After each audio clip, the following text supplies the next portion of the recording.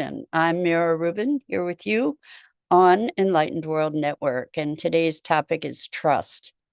And when we talk about trust, we're often really talking about projecting an assumption of shared values. And trust is often a topic of that goes hand in hand with disappointment and betrayal. So we're going to look at the dynamics of self-trust and trust for others, and explore what that whole thing is about. So should be an interesting conversation. But before we get started, let's take a minute or two to get present. Let's take a deep breath in through your nose and hold it. And imagine clean, crisp oxygen flooding your lungs, flowing into your bloodstream, nourishing all your cells, all your organs, bringing vital life energy to your body and being. And as you exhale any tension, stress, negativity, fatigue. And now let's take another deep breath in through your nose and hold it. This time, imagine brilliant, bright light lighting you up from the inside out, illuminating, electrifying, and energizing all your cells, your molecules, your electrons, creating a brilliant beam of light and energy from your heart out into the world. And as you exhale any remaining tension, stress, negativity, fatigue. And now let's press our palms together. Vigorously rub your hands together to feel the friction, the temperature, the pressure, the motion, the tickling and tingling when you stop, and allow all those sensations to bring you present right here, right now, into this remarkable physical form that enables us to experience life. Welcome, welcome, welcome. Good morning, Rosalind. So good to have you here with us this morning. Welcome. So we're talking about trust. And it's interesting in conversations with folks. Trust often comes up as an issue where people say things like, I just can't trust anybody. And one of the things that I say, and that I have seen to be true, is that pretty much all trust is self-trust. And what I mean by that is trusting ourselves to make good decisions, trusting ourselves to be attuned, trusting ourselves to be willing to know what we know. So this conversation in looking at trust, when we say, I don't trust you, what are we actually saying? Or we're saying, I do trust you. What are we saying? And I think that oftentimes what we're saying is, I trust you to be holding the same values that I hold, to be seeing the world in the same way that I do. Why I'm saying that is because we're trusting, we're making ourselves in some way or another vulnerable to another person with an assumption that they will keep our confidence, or that they will respond to us with compassion, or that they will act in some sort of way. We're expecting something. When I say, I trust you, I'm trusting you to honor something that isn't necessarily spoken or even understood consciously. If I share something with you and I haven't made an explicit agreement with you ahead of time, then I'm making certain assumptions. And maybe I could ask for your confidence. For instance, I could ask you to not share something with anybody else. Good morning, Robin. Welcome. So wonderful to have you here with us this morning. It's been a while. Good to have you. So,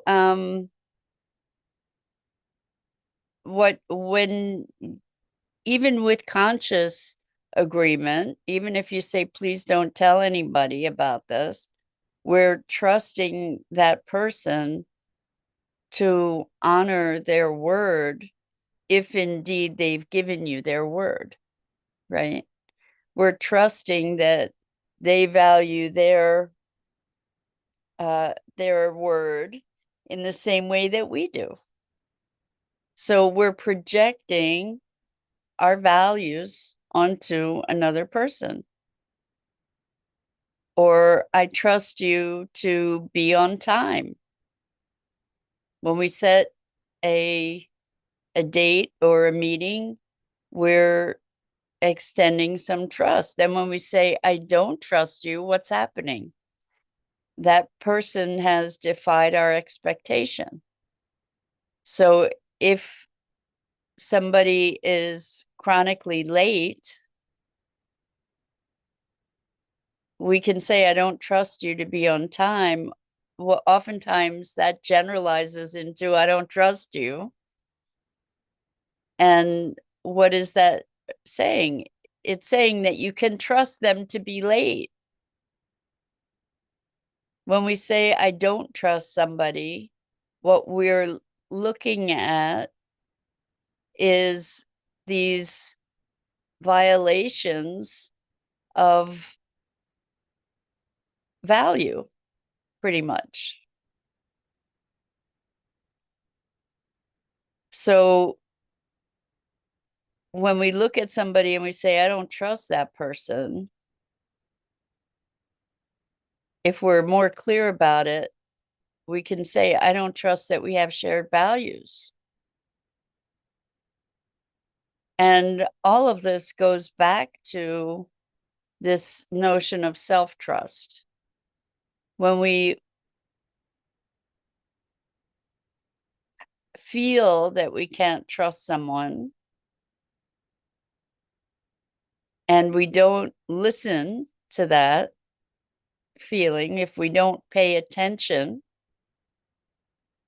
then we extend trust despite our better judgment or our better sense, and then get disappointed or hurt, right?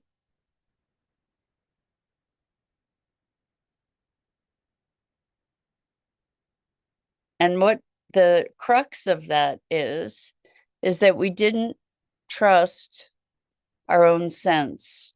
We went against our better knowing. We were unwilling to know what we know. I can't say how many conversations I've had with people when they've talked about someone violating their trust and feeling betrayed. This is a big deal. Feeling betrayed. And I've asked them, well, what did you know? Like, did you have a sense ahead of time that this person wasn't trustworthy in regard to whatever the agreement was that you made? And I think I'm not going to say without exception, because there may be an exception that I just don't remember. But when I ask people, well, did you know? They say, yeah, I did. I kind of did know. And so many of us want to give other people the benefit of the doubt. And in doing so, we violate our own knowing. We're the ones betraying ourselves in trusting somebody when we feel that it's not appropriate. we're overriding our own knowing. We're not being willing to know what we know. And so we violated a self-trust because we can maybe trust that other person to be living in a different value system than we do.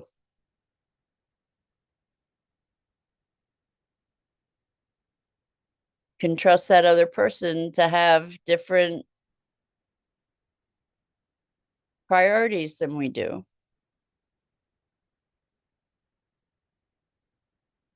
We can trust that other person to be who they are.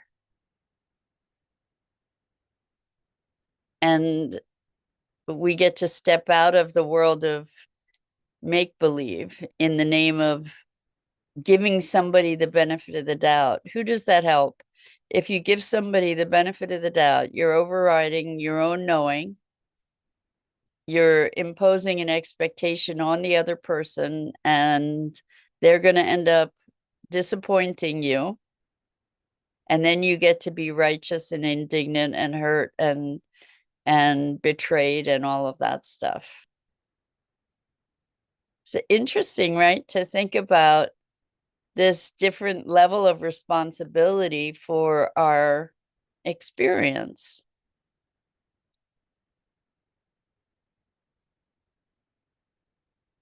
So, good morning, Shosha. Welcome. Shosha says, happy holidays, Mira. Just jumped in, and as always, you're spot on. Thank you, Shosha. That's very sweet. I'm glad to have you with us. So this is a big deal because we give away our our power, our agency to other people, and then we blame them. It's like, whoa, we get to take back our agency. We get to take back and be accountable to our choices and our agency. And my experience tells me that the universe is going to teach us whatever it is we need to learn. And we can start by listening to the whispers, the gentle opportunities. And if we keep not paying attention, eventually it feels like we get hit by a 2x4 until we can't ignore it anymore. So this notion of being willing to know what you know is something that became a hard lesson for me because I wanted to give people the benefit of the doubt. I wanted to think that everybody is on the same page. When I say this, that it means this to you and not that. And then I learned, okay, listen to whatever the sense is inside. If I meet somebody and I get a feeling that says stay away, I stay away. I don't try to justify or in the name of being nice or open-minded or open-hearted or whatever. I don't cultivate malice toward that person, but I honor my sense. It's funny, years ago, I worked for someone who I think could be considered, well, I don't do diagnostics or anything, but this guy was in a class of his own. And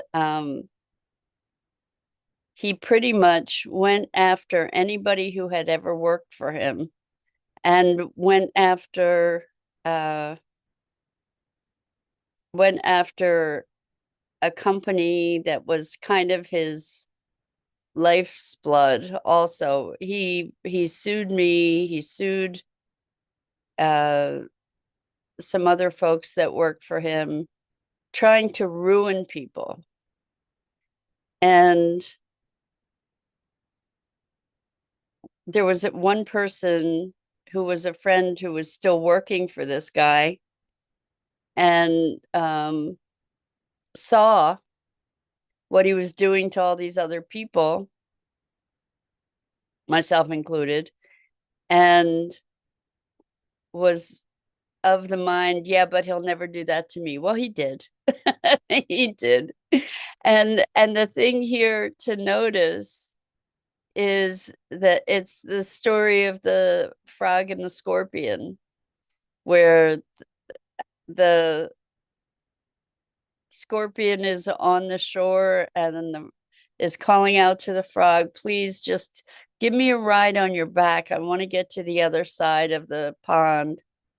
And the frog says, no way, I'm not giving you a ride on my back.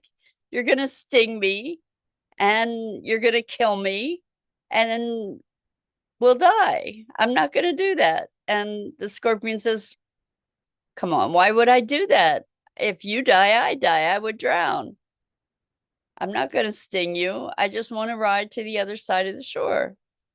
So the frog ignores its better sense, and to be a good frog, goes and lets the scorpion jump on its back. And as they're going across the pond, they're midway through, and the scorpion stings the frog. And the frog, before, as it's dying, says to the scorpion, what did you do? You've killed us both. And the scorpion says, I'm a scorpion. That's what I do. It's like expecting a zebra to have stripes. So Shosha says, have been struggling with the power of my childish, enormous idealism, battling with the concrete reality of others' behavior and choices. I needed this today. I'm so glad that that's timely for you, Shosha. I want to give a little feedback on what you said, the power of my childish, enormous idealism. And I would like to say childlike, because there's sort of an innocence that I really appreciate, and I don't want you to lose that innocence and whatever openness there is about that in your idealism. But we can still be idealistic and realistic at the same time without being cynical, I think. It's funny because one of my dear friends and clients told me that she thought I was really innocent because I trust people. And the thing is, I think after getting beat up pretty well, trusting people, that I have a more refined detector and I listen more than I used to. And I still get messed up here and there, where I I find that I let my desire get beyond my knowing. Like because I want things to be a certain way, I will tend sometimes to ignore the messages I'm getting. But it's all learning, right? But I think that as we are willing to pay more attention, we can be living more in that space of trust, because we can trust ourselves. We trust what we know, like be willing to know what we know and not override it by saying, yeah, but I'm gonna be generous with this person. Or I think so many of us who are well-intended think that idealizing another person is doing them a favor. Like we're expressing our generosity by doing that. And that's not really the case. That's not really the case. What we're doing is we're denying. It's not saying, hey, that's a bad person necessarily, but just I don't need to engage with that. I don't need to create that drama for myself. Coming from someone who's created a lot of drama for themselves. We don't need to do that. And when we do, we get to own it. We get to own it. And I can say even in this past year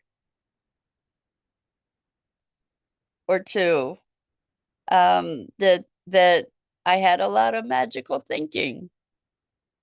I know, and now I know I'm inclined to that. Oh, well, this opportunity presented itself in such a way it's perfect, and that means I should go with it. But there's that other voice, and sometimes it's just a whisper that says, maybe you should be a little more cautious. It's like, yeah, but I really want it to be that way. So I'm going to ignore it. And then you get clobbered. And then it's like, oh my gosh, who's responsible for that? Right here, we are. So if we can take responsibility for those choices and not allow ourselves to fall into victimhood, there's an opportunity there. So while we may call it idealism, I think we want the world to be a certain way. We want other people to be a certain way.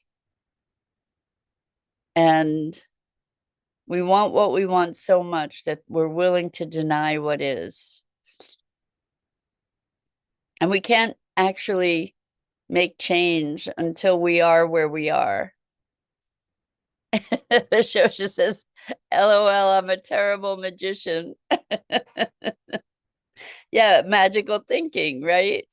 Well, maybe you're not. Maybe you just need a couple refinements here and there to tweak the edges a bit so that you can be willing to see what is. Not in terms of bad or good, but just like for me, not for me here. Like this is a situation I'm not going to engage in. And to be willing to be the key word is discerning. To be willing to be discerning and to make choices. So it doesn't mean that we have to make judgments to say that person, this, that, or the other thing about them.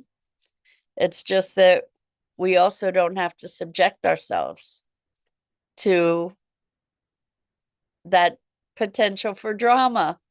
And I'm not talking about like caging ourselves in or shrinking ourselves down or anything like that. I'm just talking about being discerning, being willing to know what we know. And when we are willing to know what we know, then we can trust ourselves better. And so now when magical situations arise, it's a key for me to open my eyes clearly and to be more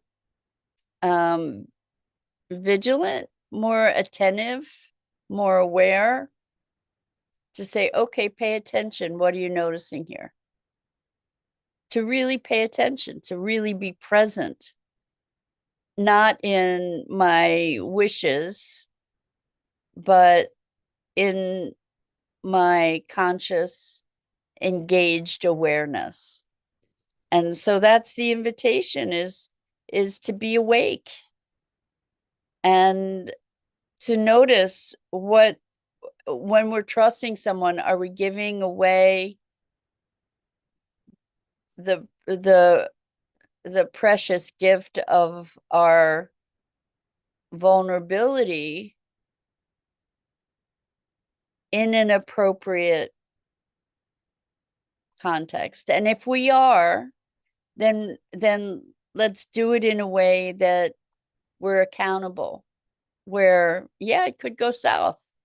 And if it goes south, then that's a choice I made, right? It's a way to reclaim our agency. So anyway, that's it for today. I'm Mira Rubin. This is the Core Connection, and I go live here each weekday morning at 9 a.m. Eastern on the Enlightened World Network Facebook page and YouTube channel. And I invite you to please like, follow, and share Enlightened World Network and me. The links are in the description.